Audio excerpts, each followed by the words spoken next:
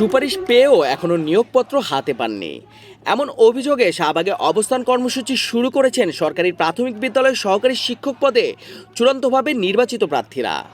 রোববার সকাল 11টা থেকে রাজধানীর শাহবাগ জাতীয় জাদুঘরের সামনে জড়ো হন হাজারেরও বেশি নিয়োগ প্রত্যাশী।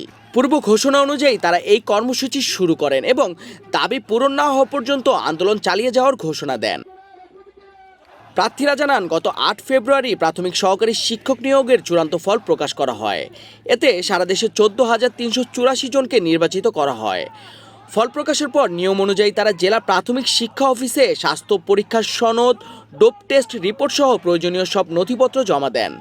কিন্তু সব প্রক্রিয়া সম্পূর্ণ হওয়ার পরও 2.5 মাস পেরিয়ে গেলেও এখনও নিয়োগপত্র হাতে পাননি তারা।